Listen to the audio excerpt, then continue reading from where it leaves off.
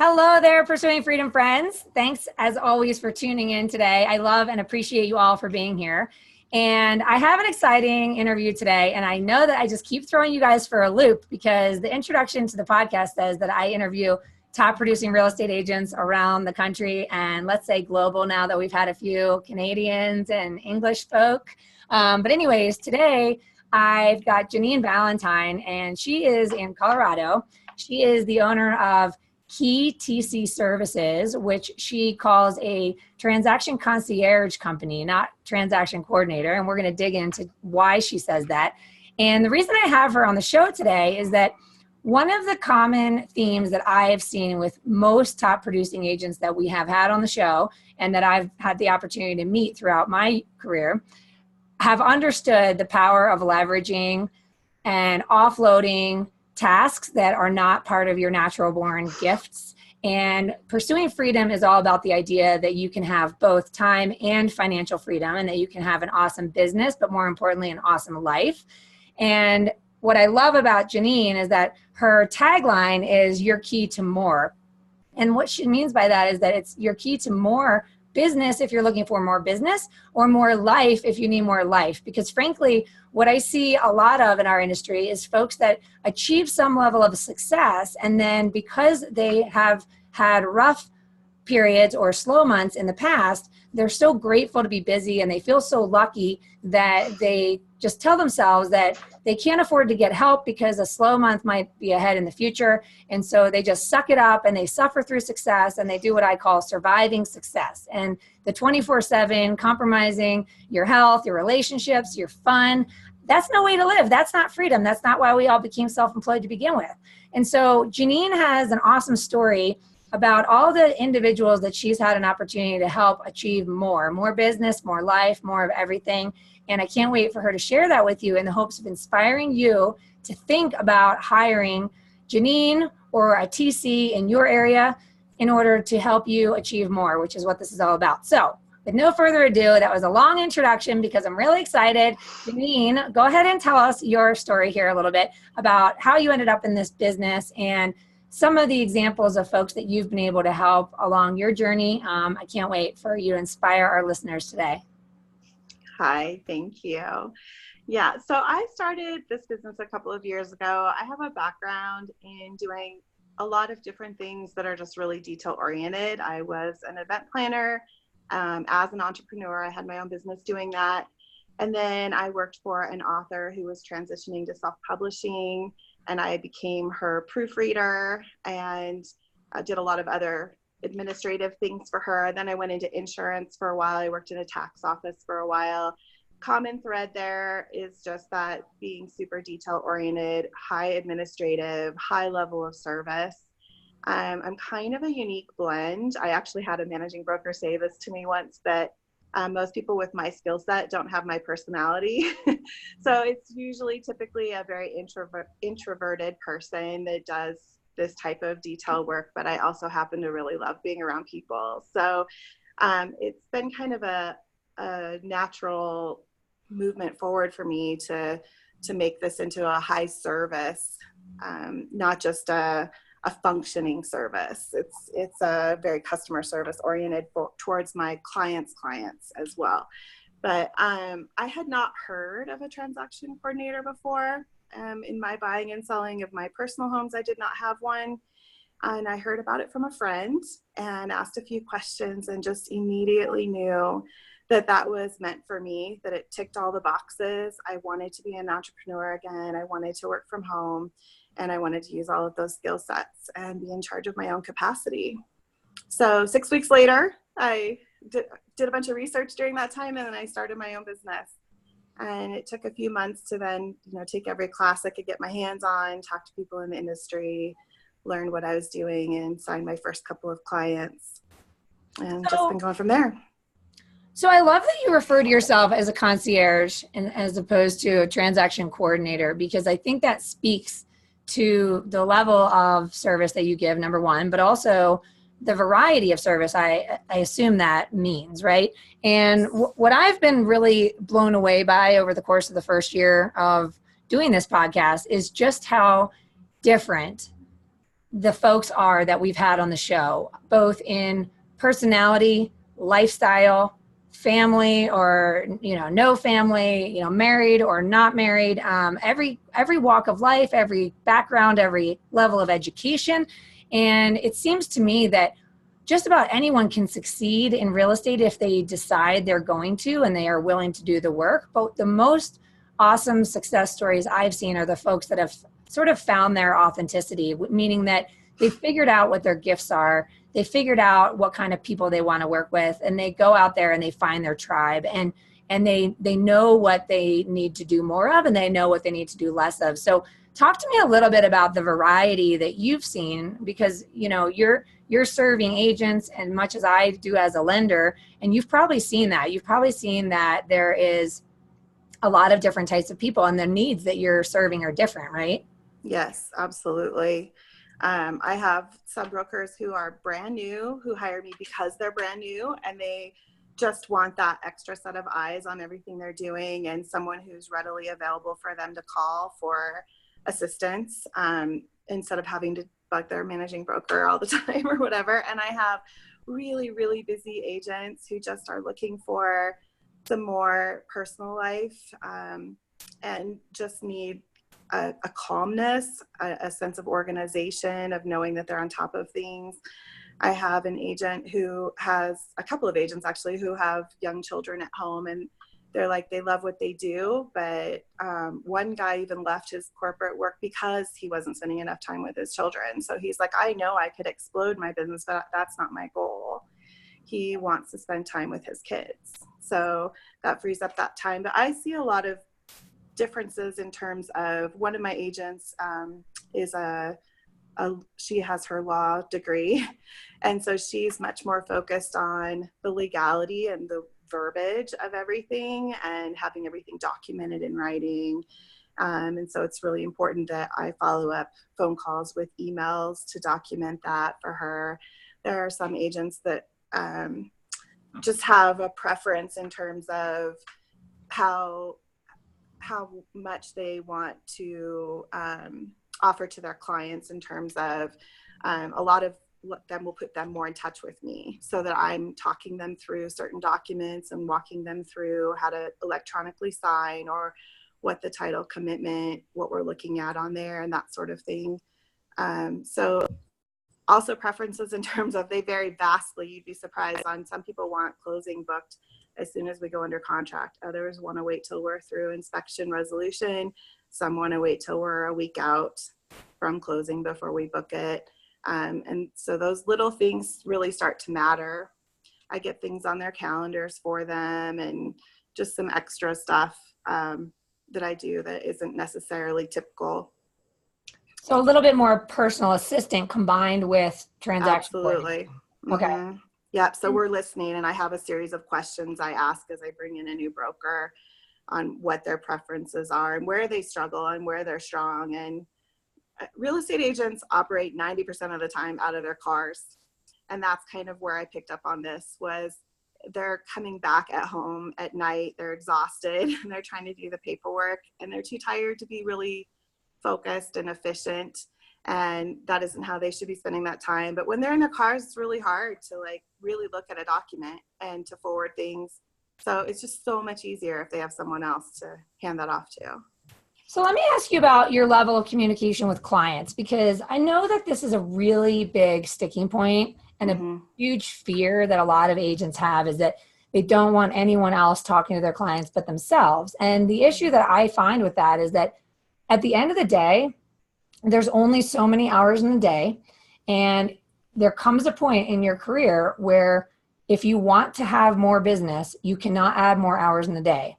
And I think that I would love to get your perspective on how quickly in your business and your experience with agents did you find yourself having a lot of communication with the clients, or was that something that grew as they developed their relationship with you? Or were there some agents that just said right out of the gates, here's what I want you to do, and they knew what they needed? I mean, it's like, I guess this is a roundabout question, but I think I'd like to dig in a little bit about A, the level of communication you have with the clients, and B, do you find that when you start out working with a realtor that you need to kind of develop that trust in order to figure out what exactly they need, because they might not even know what they need until they meet you. Mm-hmm. Absolutely. I often joke that most real estate agents are control freaks. Yes. And I say that lovingly because I am one. And I think that's one of the things that's made me successful at this, is because I totally get that trust piece. I would have so much trouble. This is their bread and butter. They've got someone under contract, and that's when they bring me in. And that's how they get paid. So to hand that off, 80% at that point can be terrifying. And so we do have to usually build that trust.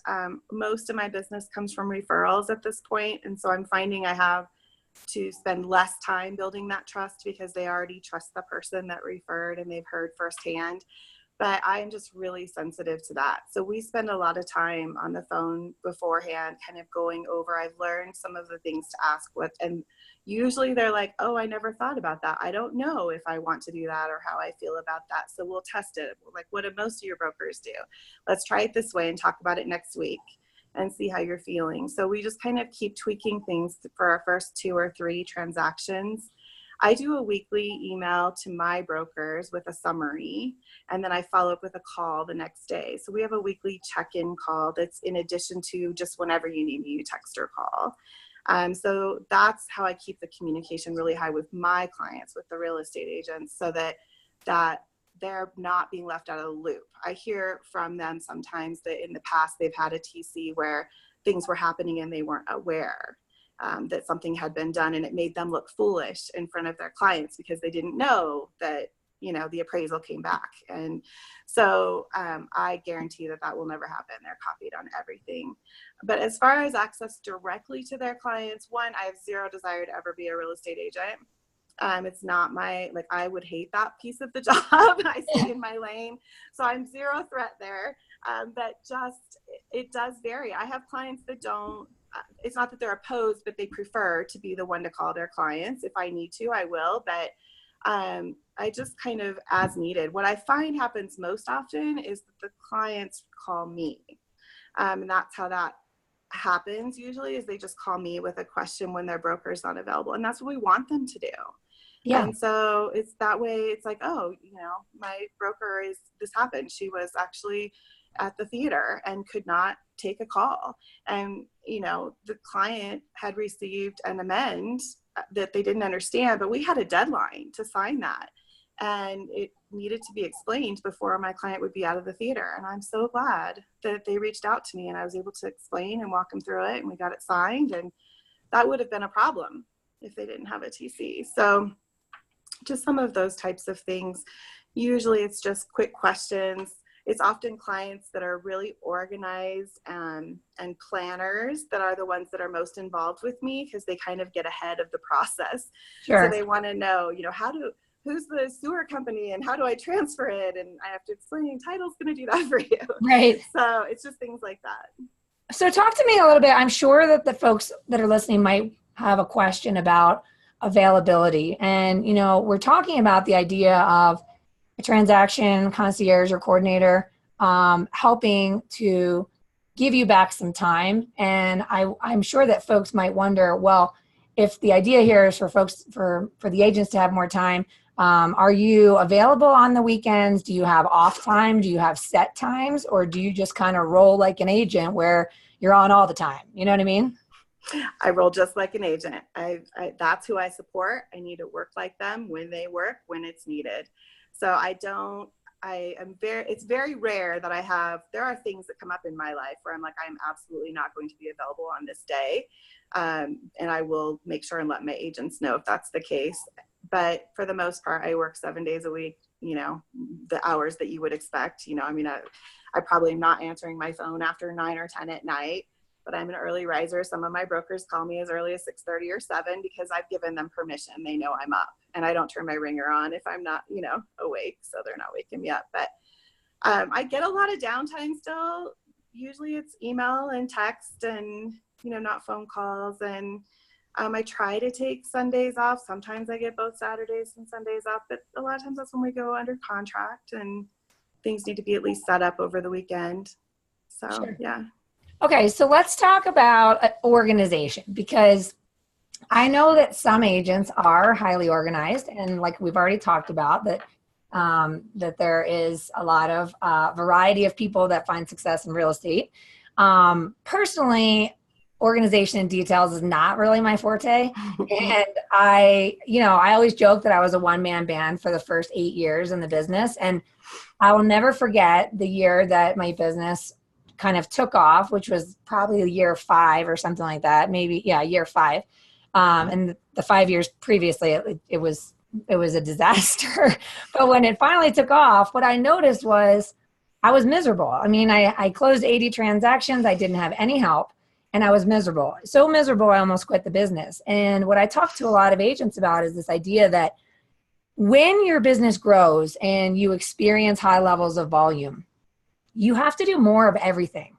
And nobody is gifted at every aspect of the sales process. We're simply not gifted at all things. So if you're someone who loves structure and organization, that's great. You might not love the being on the phone. You might not love having to do face-to-face meetings. You might not love follow-up. You might not love, whatever. And if you love being face-to-face with people and being on the phone and communicating and you get energy from people, you might not love the details of the contract and the deadlines and all that kind of stuff. And so what I noticed is that when I finally got help, which wasn't until 2014, the business more than doubled from 18 million to 37 million overnight from 2014 to 2015.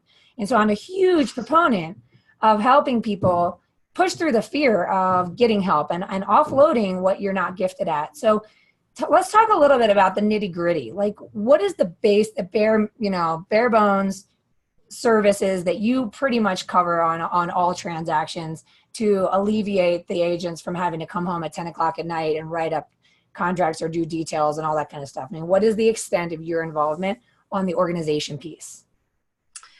Okay, so I come in under contract. Some TCs will handle the listing piece, and I don't. I feel like that pulls my attention and time too much away from the under contract, and I like to just really have that be my focus and specialty. So once it's under contract, the things that I do for everyone are I monitor all of those deadlines.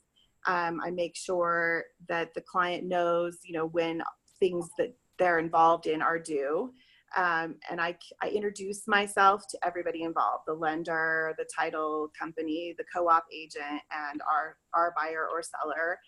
I will schedule inspections. I check every document to make sure it's compliant and fully executed, and I make sure everyone who needs copies of it has it. I handle all the back-end compliance if they have it. I have several independent agents that don't have that. But if they're at a brokerage firm and they're on, .loop or SkySlope or IntelliAgent or I have many different ones. So I handle making sure that we hit those deadlines, which is often hard because usually it's a 24 to 48 hour window that the broker has to get a new contract uploaded for their compliance. So I make sure that that's hit, and I schedule closing. I'd follow up on inspection resolution items, make sure those are all complete and that we get all the receipts for the work that was completed. And it's hard to think of all the details, but just all the way through up until we close. And then I look through those closing documents. So I'm the one that often finds mistakes, and we need to do an amend extend to address this legal description was left off, or the name was misspelled here, or these boxes weren't checked, that sort of thing. You sound like a unicorn to me. Why? Honestly, I mean, I don't know. Like, I don't know why any real estate agent would want to do all those things. No offense to you, because you do those things, but that sounds like torture to me. And I lose time when I'm doing that. Like I know I'm in my element because I have zero sense of time. I'll just get lost in it. It's awesome. It's one of my favorite things. Oh my God. Well, and you alluded to something here that I think is really important, because I think that the people listening might laugh when they hear this, but like, who really likes chasing down lenders? I mean, obviously if you work with Team Bradley, there's no chasing involved because we're proactive with our communication. So obviously if you're in Colorado, you should be working with us. But my point is that, let's be honest, checking on the status of the appraisal, checking on the status of loan objection, checking on all these things is one of those things that I can only imagine if I was a real estate agent, I would be like, oh, shit, I forgot to check on the status of the appraisal, right? Like the appraisal deadline passed and you forgot to check with the lender and the lender forgot to tell you. And fingers crossed, when you check in with them, they tell you that, yes, it's in and it's at value. And you're like, phew, because I totally forgot to check on that thing. If I was an agent, that would be something that I would have a hard time with, would be remembering to check on all those things. And it would stress me out and it would just add to my already stressful career. So I assume that that's also a part of your responsibility, is chasing down title reps and insurance agents and all those things to make sure that everybody's staying ahead of schedule. Absolutely. Often title will be so quick to get the title commitment out that the tax certificate isn't available yet. I make a note in my process. I follow up. Most brokers wouldn't notice the tax cert was still missing until closing day.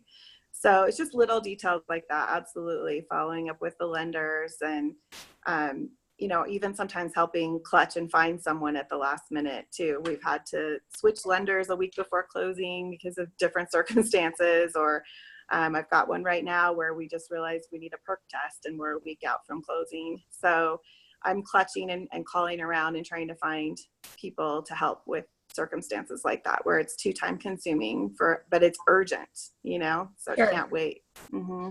And so I assume that also means with inspection items and things like that, like if they need a roof cert or something like that. And a lot of times I know that agents that work independently are providing such amazing service to their clients, and they're going to be the person that calls the roofers and gets the bids and gets them out there and all that kind of stuff. Do you help with organizing contractors when contractors are needed? Once in a while, I'm asked to do that. It is not something I'm usually asked to do. Usually they have their clients do that directly and they'll make some referrals and I can help with referrals. Since I have the insurance background, sometimes I help with some of the insurance pieces just because I know what I'm talking about and can speak the language. But usually the clients are doing that. I am available to do it. I just am not called on to do it that often. Perfect. And one of the other questions I had for you, I'd love kind of your insight and your advice on this for an agent who's listening and thinks to themselves, well, I'm new and I'm not that busy, so I probably don't need any help with this because I've got plenty of time on my hands. What is your thought on that? Because you mentioned you have some newer agents, right? Right.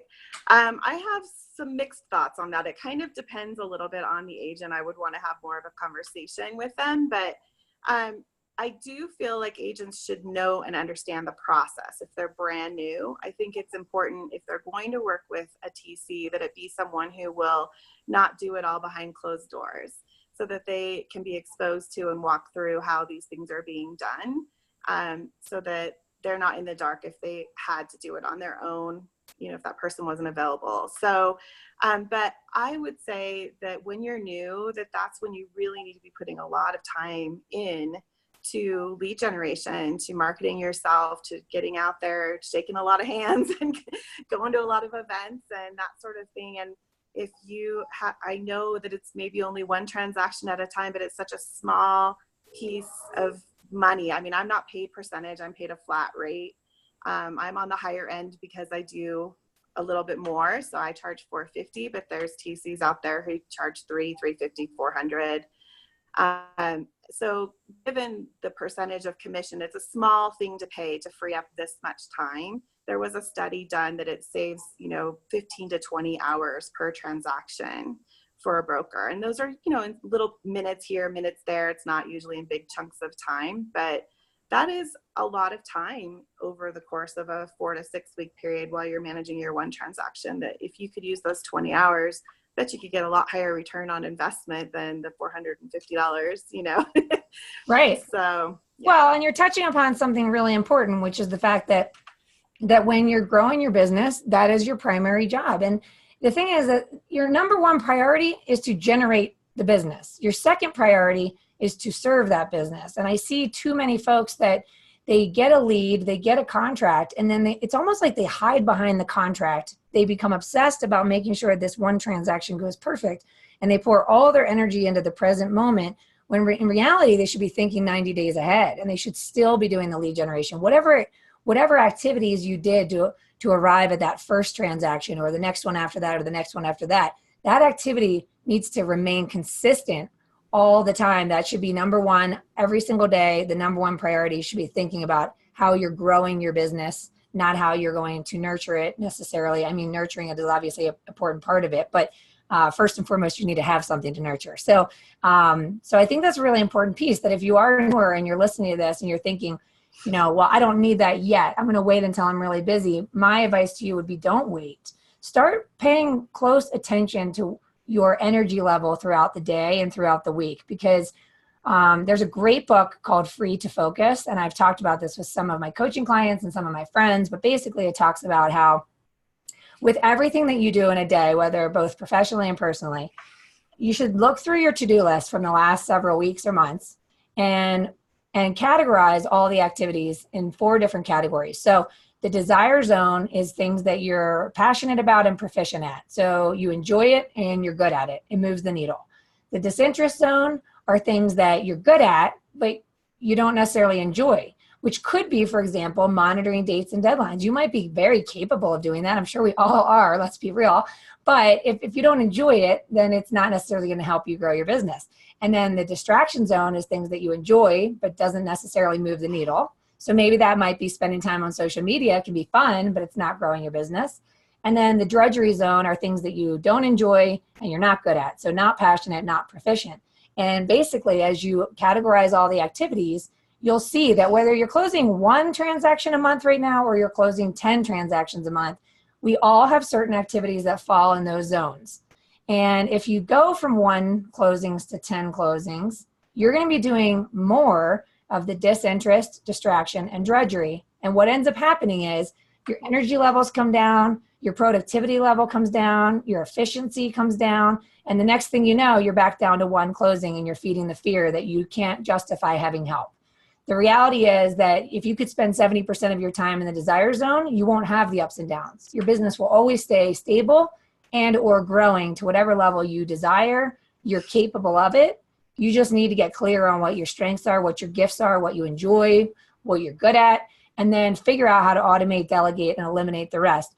That book, Free to Focus, totally changed my life, so I highly recommend it. And what I would recommend is figure out what your disinterest, distraction, and drudgery zones are, and then find someone like Janine who can help take those things off your plate, because it sounds to me like Janine's gift is making your life easier. So if you're in Colorado and you're looking for somebody to make your life easier and to help you get more out of life and more out of your business, sounds to me like you need to meet Janine. And it sounds to me like Janine needs to start training other people on this Transaction Concierge business, because it sounds like you're doing a much higher level of service than what I've come across from other folks doing your job, basically. So with that said, how can folks get a hold of you if they want to pick your brain and learn more about what you do? And if you're not in Colorado, guys, I'm sure that Janine would be happy to give you some ideas on what you can look for in a TC in your area, so that you can make sure that you come into that relationship with a clearly identified set of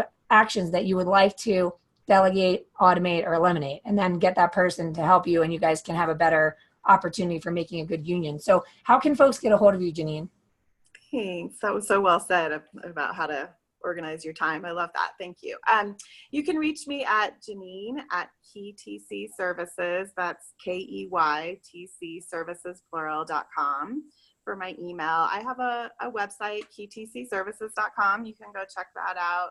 And you can text me 303-909-6608, and I am happy to help you find someone else if I'm not the right match.